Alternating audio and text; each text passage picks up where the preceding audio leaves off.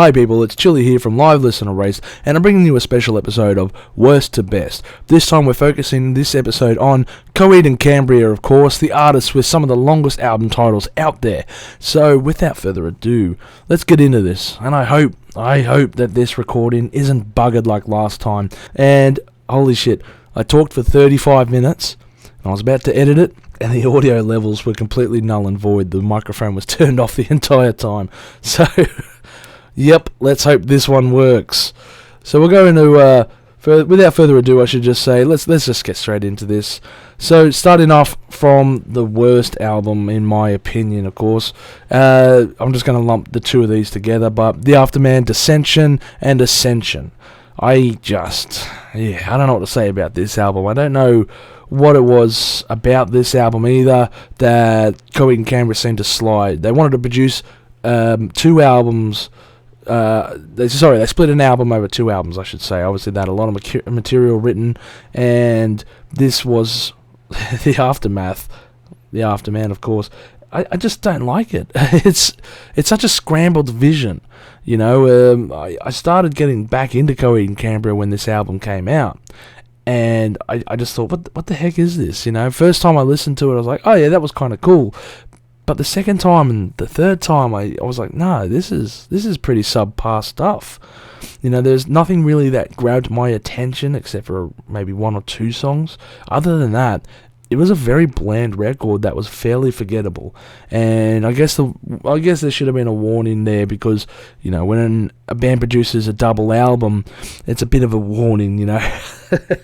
You know, people will point to Load and Reload, for example, when they just feel like they've got too much going on and they want to record everything and release everything as well. You know, yeah, you probably got to slim this down to one album, but knowing Coheed and Cambria, they didn't want to do that. They had a story to tell. Not sure exactly why they felt the need to split this into two albums and tell it, but it's out there. Yeah, I mean, it does change it up a bit, because usually the setup is, you know, you have a few good tracks. Usually Coheed and Cambria is like the first three tracks are amazing. You have a couple of tracks, and then you have the last tracks all dedicated to the storyline or the whatever the story is involved in it. You know, this one, it breaks from that norm. Of course, starting with The Afterman, Ascension, launches into the first title track, Key Entity Part 1, before going into a whole bunch of tracks, and then following up with number 2, 3, and 4, and then going on to the second album to start with number 5, you know, and then there's 14 other tracks. So it felt a bit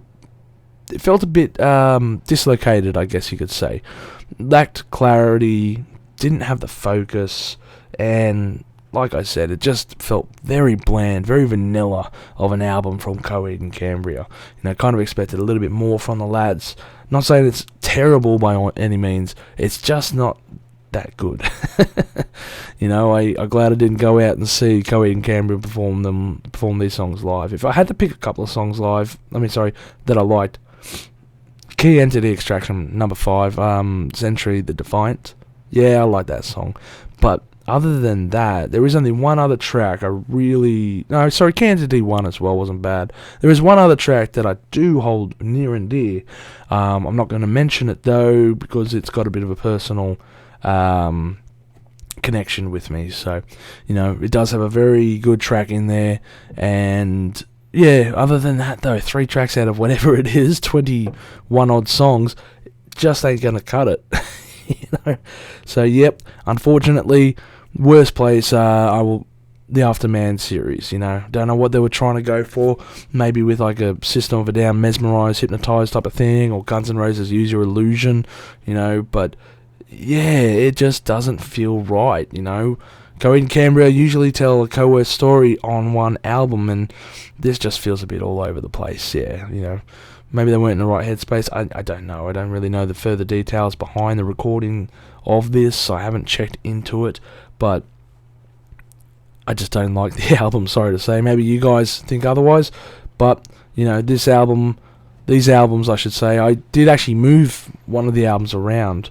The one that's coming up next, I had it as the worst, so I bumped it ahead of these two, because yeah, I think the other one that'll come up next is more deserving.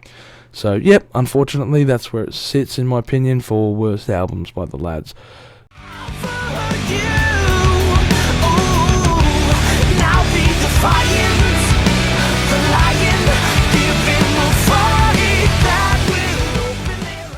So we go on to the next album, and that is Year of the Black Rainbow, I should say. Again, it's another album cover that just looks, very average, with music that was just very average.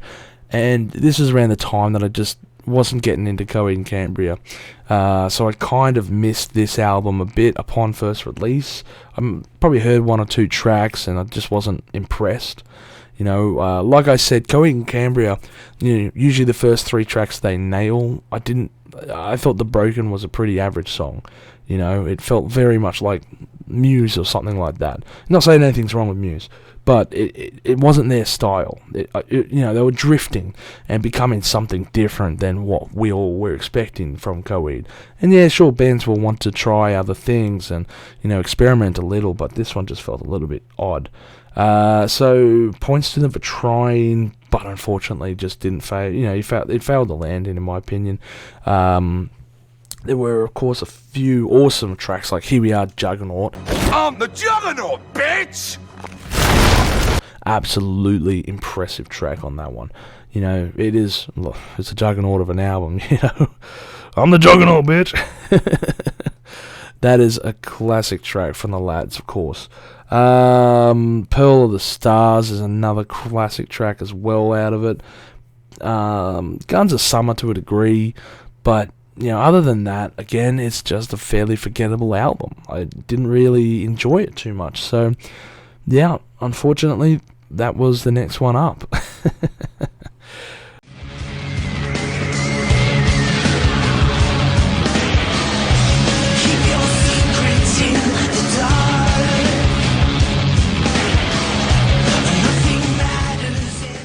The following album that I have up next is actually one of their more recent albums, The Unheavenly Creatures. I remember listening to this and the first time when it came out, and I was like, yeah, this is pretty cool. It had some pretty good tracks. It followed in the first 3 tracks are pretty hot. Dark Senator, Unheavenly Creatures, and Toys. It followed in that footsteps of Coheed and Cambria. And then for the next couple of tracks, it jumps off a cliff and just becomes a bit bland again. There were some songs that weren't too bad. Queen of the Dark, wasn't too bad. But I think what really held it back was its runtime. It's like an hour and 20 long or something. It is a full-length album at 15 tracks. And I feel like it's too long. It just is too long of an album. It needs to be cut 20 minutes, out of the album, and it just goes on and on in tracks, and you're just kind of like, oh fuck, when does this end? It's a long album. Not saying that they have a lot of short albums here.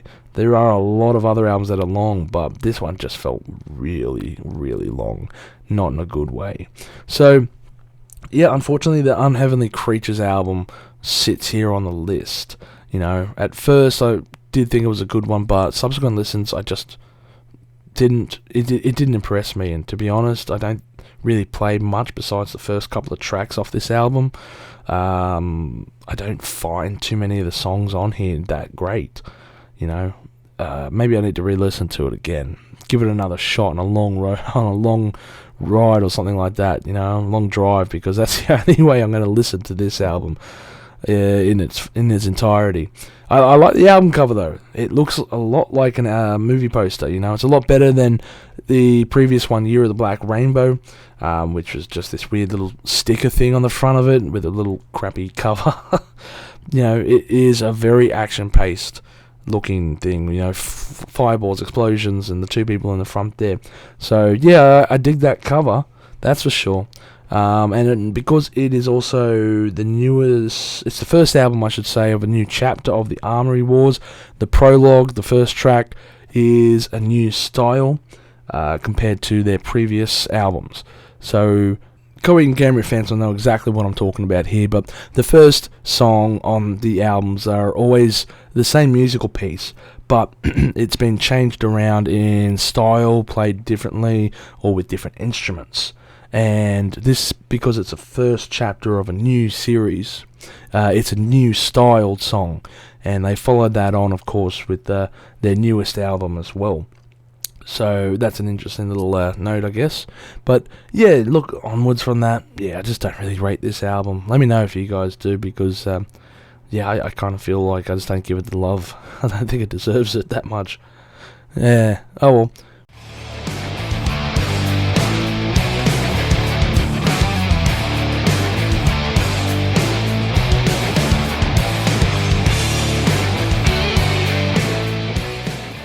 But the next one, I feel like this will be a bit of a controversial one, because for me, I loved this album, and I almost placed it in another higher spot. But the next one is The Colour Before the Sun. I love this album. I think it has an incredible artwork, of course, to go with it. The first album they've done not following the Armory Wars. Again, fans will know exactly what I'm talking about there, but for those of you who don't know, Coheed and Cambria, pretty much every single one of their albums, I think, except for this one, they follow. They're a storyline to the Armory Wars, which is a comic book series by Claudio, I think it is, the guitarist. Yeah, he does a comic book series called the Armory Wars, and pretty much all their music is related to that comic book series. So this album they released, it was the first one after the first volume was all done and dusted. So it was the first album they released post, the Armory Wars had finished for the first section.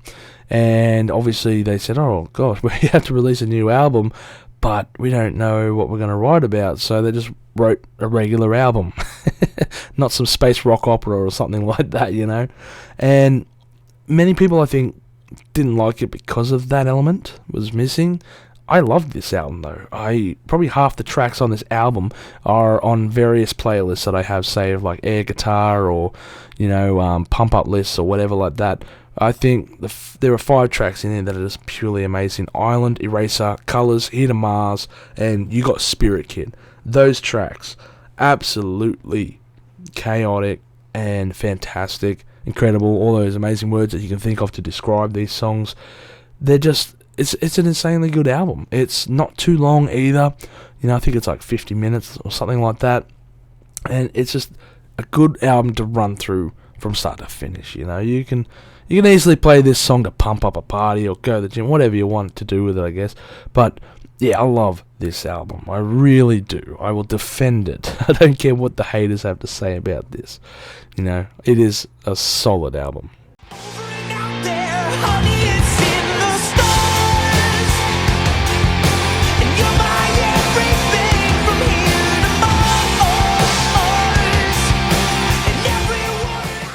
The next album up on my list is No World for Tomorrow, and this was the album that, when it was first released, I started getting out of Coheed and Cambria.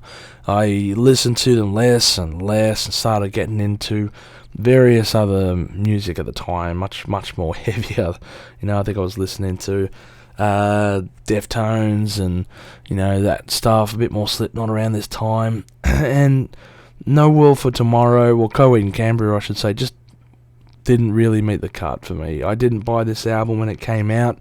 I know my brother did, and I think I heard it once or twice and didn't mind, a few songs. But when I went back to listen to it, I I really am upset that I didn't listen to it back in the day, because it is such a kick-ass album.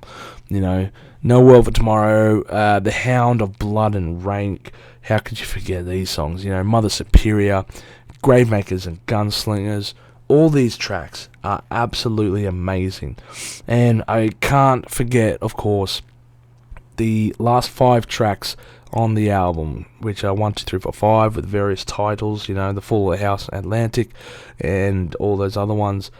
They all combine into one long proggy piece, which is like 25 minutes long, which is super impressive for the guys. They do record some lengthy songs at 10 minutes or whatever, but this is the longest kind of piece they've done, I'm pretty sure.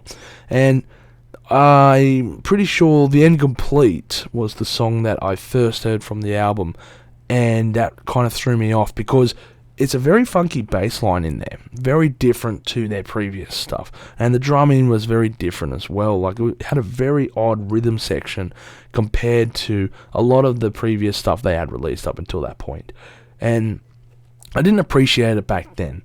Now I was listening to it the other day, and I'm like, damn, that is good. Tasty. It was a great piece to play through, of course. And this is just one of their fantastic albums. I can't really think I don't think there's really any faulty songs here that fall short, but as far as the whole album goes, it's got a cool cover. It feels a bit dated, I guess. This guy with jeans just standing there ready to take on a city, and the earth shattering behind him. I'm sure that's something from the Armory Wars, but sorry, I don't read the magazine, and I certainly don't know enough about the series to really talk about that. But the songs themselves are fantastic from start to finish. This is one of those albums that, Coheed and Cambria are like this. They make albums, not songs, for singles, really.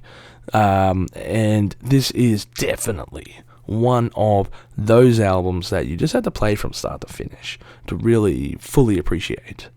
So yeah, this album, No World for Tomorrow, absolutely incredible album. Everything from here on out is pretty red hot, I will have to say. So, yep, No World for Tomorrow, solid piece right there, I gotta say. Come on, you gotta give it to me. Yeah, so you want it to. Come on and set me free. So we're heading into the top 4 here, and I've just got to say, if you're liking the material so far, don't forget to leave a like for a small video like mine, subscribe. We're always looking for numbers here, and we have a Discord as well to check out where we like to talk about music from time to time. And also, what do you think will be coming up here in the next 4? Because I got to say, this next one might be a bit of a shock. That is right, I'm going to include Vaxxus 2, A Window of the Waking Mind, in my number 4 slot. This album is awesome. I played it through. I've done a review on this as well, by the way. I've done a 5-minute review, I should say, wherever the hell it's going to appear. So if you want to check that out after the video to hear my thoughts regarding this album and where I rank it on my spicy scale, make sure to check that out. But I've got to say, this album, it's just incredible. It is insanely good. When I first played it through, I got this feeling that I haven't had in a while, which is I thoroughly enjoyed it from the first couple of songs. It's only improved every time I've listened to it. And I haven't had such a connection with an album so quickly in a long time. Maybe 1 or 2 albums over the past couple of years. But when I listened to this album from start to finish, I was blown away with how incredible the band is sounding. They feel more focused. They feel like they have a purpose again, and they're writing these awesome songs to go along with it. To me, this is probably the best material they've recorded in over 10 years. I do swear, probably 15 years almost, probably since No World for Tomorrow. It is an insanely good album, and I absolutely adore it. Beautiful Losers, Comatose Shoulders, all these songs, Blood, of course we've got Ladders and Supremacy, the last track and the title track, A Window of the Waking Mind. Absolutely incredible songs from the guys, and it feels right to be back to where this is. They're kind of come full circle, I guess. They haven't changed too much of the style from what we would originally expect, but as a whole, they took a step away. I think I remember reading, and they said in this interview, we wanted to write an album that we wanted to write, as opposed to writing an album just for the fans. And it's a bold move to do such a step. And what they mean by that is they didn't want to write an album just for the sake of, I guess, how do I say this? They didn't want to write an album that the fans would maybe enjoy, and keep that copy-paste formula from the past. They wanted to write something that they really enjoyed, and it's a bold thing. It's you're venturing into a bit of an unknown territories, which is funny because like the style's not shifted too much. Any Coheed and Cambria fan who hasn't listened to it in a while, I don't think you're going to be highly surprised by some of the sounds that they're making. I think if anything, you're going to really enjoy this album. So Coheed and Cambria fans of old, if you haven't heard any of their newer stuff, I would really say check out this album, because seriously, it is good. I do believe that they learnt from the previous album, because this is much shorter compared to the previous one. And I think it's like 40 minutes shorter. That's a lot of time cut off compared to the last one. So Vaxxus 2 is an absolute gem in their catalogue, and I thoroughly enjoy this one. So, like I said before, the first song follows in the new style of their intros. It's a fantastic little intro piece, of course, that leads into the Beautiful Losers Club. Beautiful Losers, I should say. And just flows on from there. I do say this, of course, in my 5-minute review, but I did find that the album cover looks like something from Stranger Things. Anyway, so that's where that one sits in number 4. I've got your attention, got to lay it, you know. I hate to see you go, now that you go, we can enjoy. So we move into the top 3, of course, and we can't go too far without mentioning the following album, of course, in the number 3 slot. The second stage, Turbine Blade. Their first real album, which is odd because it's the second stage, Turbine, and that numbering system would throw off a lot of people, myself included, of course. This was the second album that I bought from Coheed and Cambria, and I have to say it is awesome. Coheed and Cambria used to be a band, Shibuti, I think it was, or something like that, and obviously when they disbanded, they formed their newer band, Coheed and Cambria.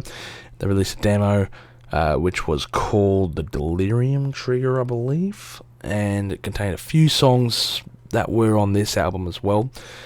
And then they went on to record the second stage, Turbine Blade, when they got a record deal. And it's one of those early kind of, the recording, the production levels, it feels like early 90s demos from a lot of other bands that would make it big.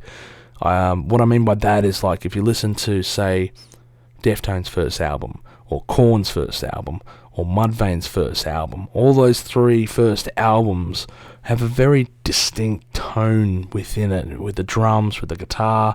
They're not as thick as what they would become. The drums are rather tinny, not as bad as Saint Anger, but they're kind of tinny compared to what would become, and I think they kind of have that similar recording method or style from those bands. Whatever the production was, I guess, maybe because of quality constraints and money, of course. But it has, it's a little bit better production levels than some of those other bands. Mudvayne is one of the ones I'm talking about. Their first album just sounds like arse. But the production levels are pretty good, but they're still a little far off from a fine line in production. And it adds to, I guess, the endearment from this album. It's a band that were risking something because they had stuff to prove. They're a hungry band, and a band, when they are hungry, are going to try some various and crazy things. And they did that here on this album, Time Consumer, Devil in Jersey City. I mean, that scream at the beginning. Holy shit. I don't think I've heard him scream like that in any albums since. But that scream at the beginning is insanely scary.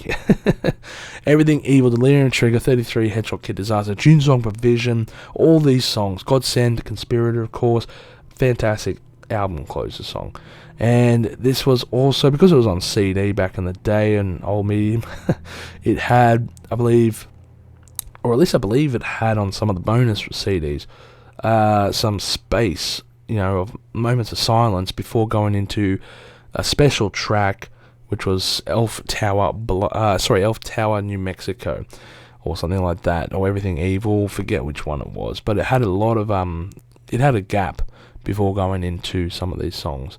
And yeah, it was like an old school method of producing albums and making a secret song. If you remember secret songs, leave a like. You gotta. That shit was dope back in the day. So yeah, Second Stage Turbine, I remember getting this album. It had a little cardboard as well, which you would have to slide off to get to the album. So I guess that might have been the bonus re-release or something like that. But yeah, absolutely incredible album from the guys, showing a band full of piss and vinegar and what would become of the band moving on. New Jersey bound and sound asleep, they'll find you at your most vulnerable position. So we're coming up to the number 2 slot. Can you guess which one's going to be number 1 then? Oh, leave a comment below and tell me. The number 2 slot for me has to be the longest album title they've probably released. Good Apollo, I'm Burning Star 4, Volume 1, From Fear Through the Eyes of Madness. A very average album cover, however. But that aside, it is such a dope album. This album was incredible. I remember getting this album and just playing it through, then repeating the process and playing it through again. And it didn't leave my Discman, I think, for quite a few weeks. This album is from start to finish. I don't know if there's any faults on here. Let me know if you think there is, because I don't believe so. I don't think there's any skippable crappy tracks. You know, from the start, Always and Never, Welcome Home, 10 Speed of God's Blood and Burial. What an insane song that is. I think that one doesn't get the love that it deserves compared to, say, Welcome Home. I mean, Welcome Home's a great acoustic track. It really is a catchy piece. But 10 Speed is so good, you know. Crossing the Frame, Polo 1, Once Upon Your Dead Body, Wake Up Suffering, and all the rest of these songs. And of course, the last 4 tracks on here, The Willing Well, continuing on to 1, 2, 3, and 4. Long songs again. They're probably telling up to another 20-odd minute song. And they're flexing their proggy side there.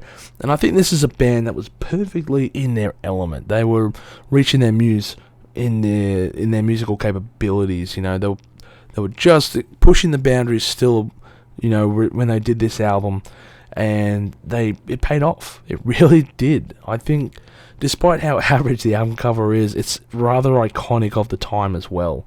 You know, that 4 in Roman numerals in blood red really is a symbol of, you know, the early 2000s. What was it, 2005? That's such a symbol of 2005 and early 2000s, you know, rock music, I think. I love this album wholeheartedly, and it is such a great piece. I've got to listen to this one, actually. I haven't listened to this album in quite a while, you know, so I reckon after I do this, I'm going to be playing this while I'm editing this episode for sure. So, yes, I think this is deserving of the number 2 spot on this list. Maybe you guys think it should be number 1. Maybe you think it shouldn't. I don't know. But, you know, let me know. Because if you leave a dislike, I don't know what you're thinking. You need to comment and tell me otherwise.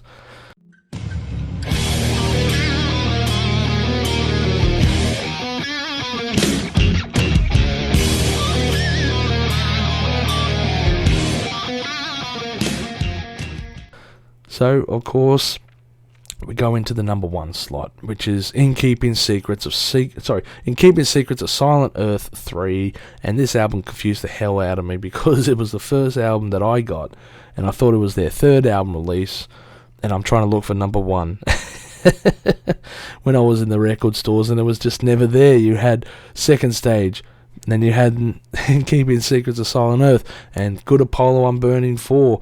And where's number 1? Where's number 1?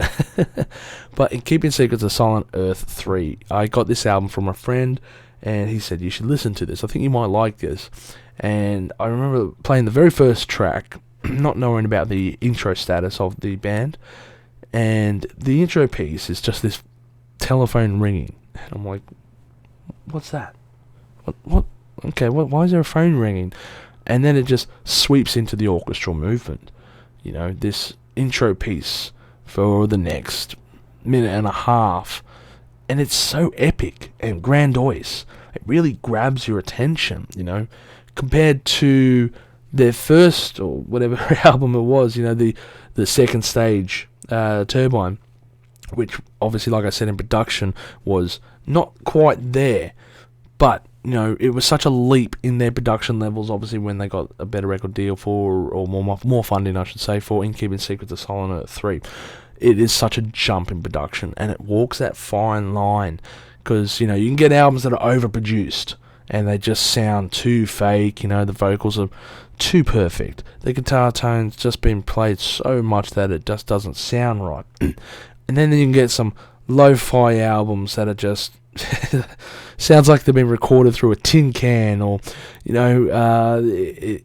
might not have had the budget and just done it in 1 or 2 takes. This song, I think there's a few albums out there that you can probably think of, especially in 80s punk scenes, but this album, there is a fine line in between that production levels where it's a perfect level of production. It's not over polished, but it's not underdeveloped. And I think this just sits a minute section underneath. The quality is just about there, but it's just shy of it. And it's almost perfect. I love the production levels of it. I do think it adds to the element of this album. So the first guitar notes from In Keeping Secrets of Silent Earth 3 hooked me. It's just this lone guitar song for a little bit. The guitar's going dun dun dun dun dun dun dun dun dun dun dun dun dun dun, and I'm like, what is this? This is, at first you had my curiosity, but now you have my attention. This song, this nearly 8.5 minute song, gripped me in its entirety, and that was a long song for me back then. Now, not so much, but yeah, that song grabbed my attention, I should say, for its entirety. And it kept me going throughout the entire album. This album was a long album. Pretty sure it's over an hour long. And it is... I remember playing it all the way through, and then replaying it, and then replaying it, and then replaying. This album is insanely good. From Cut Marks and Marching Man, Three Eagles Crowning, Blood Red Summer, The Camp of Lorien Parts 1, 2, and 3. But, of course, I have to mention A Favour House Atlantic, which to me is my favourite Coheed and Cambria song out of the entire list, hands down. To me, their best song that they've ever recorded is A Favour House Atlantic, because it is pure rock from start to finish. It's it's a bit of a mosh pitter's dream. It'll keep going for its entirety. It's a short piece. It's only 4 minutes long, so blink, and it could be over. But I compare it heavily to another favourite song of mine by Led Zeppelin, which is Rock and Roll. That is my favourite Led Zeppelin song. And the way I compare it is because it's a short piece as well by Led Zeppelin, and it's pure rock for 4 odd minutes. It doesn't stop. It just keeps grooving, and it always keeps up the excitement. To me, probably one of the most underrated songs by Led Zeppelin. That thing should be up there. And A Favour House Atlantic is, of course, another album that is just the same thing. Sorry, song, I should say. A Favour House Atlantic is just another song that should be always played, but who knows, that's just my opinion anyway. I love that track. To me, the album is perfection, but I do have to say the last track, which of course on the CD release was with a massive audio gap, 2113, it's out of place compared to the rest of the album. It's a very odd and quirky song, and when you're listening to it, it just feels very odd. You've come from this album of theirs, which is kind of, now I think about it, it's a bit of an emo kind of album. Yeah, I'm probably going to cop a bit of flack for saying this, but the lyrics, some of the lyrics allude to like cutting her name in your arm, and that's like, bro, that's emo. That is exactly what the emo movement was always talking about, cutting her arm or something with razors and all that bullshit. And there's a lot of lyrics about love and dying for love and whatever this stuff. And I remember thinking back in the day, like, is this an emo album? I don't know. I don't know how to take it, because its sound is kind of on the verge in style, but it's not quite there with the guitars and that. You know, it feels like a prequel almost to the emo movement that would happen in the next 12 months, because this came out in 2003. You know, I mean, I'm not extremely familiar with emo history, but I'm pretty sure, 2004 and 5, and when My Chemical Romance and all those bands really started to hit their stride, that was more the popularity of it gaining, and traction was really gaining, because, what was it? Jimmy Eat World's Clarity is regarded as, I think, the start of emo, which is such a weird album to think about as the basis of all emo music, especially that. But in saying that, I do say that this is probably another one which is like a precursor to the movement. It was just before, it had elements of love and all this stuff, and love and devotion, I should say, and its sound was kind of there. I feel like this could have been a template to a lot of bands that became emo, or were predominantly emo bands, I should say.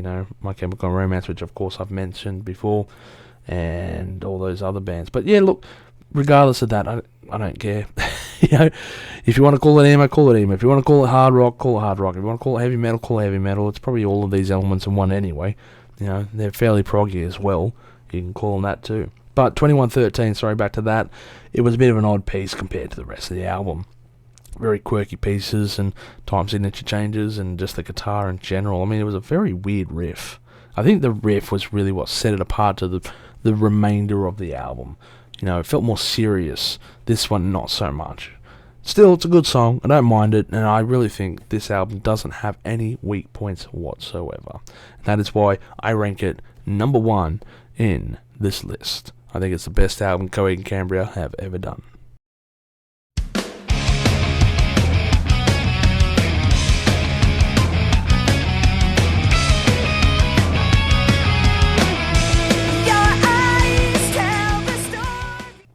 So that does it for me on the Coheed and Cambria list, and please let me know below what your thoughts were on these albums. If you think otherwise, where would you rank these albums? Do you think that I made one too high or too low? Comment below, because I won't know otherwise.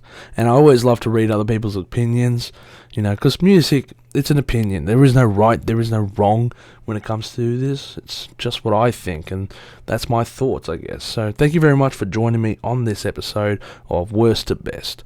So also, don't forget to check out my 5-minute review for Coheed and Cambria's newest album, Vaxxus 2, which is also out today. So that'll be a link at the end of the video for that album and that review, I should say. So thank you very much for joining us on Live Listen to Raise, and everyone, you have a great day. Stay spicy out there. You can get notified for all the future videos that we put out, as we put out videos every Friday. Also, we are on Discord, Facebook, Instagram, and Twitter over at Live Listen to Race, so make sure to tune in over there. And don't forget to like this video so that our manager can stay very happy.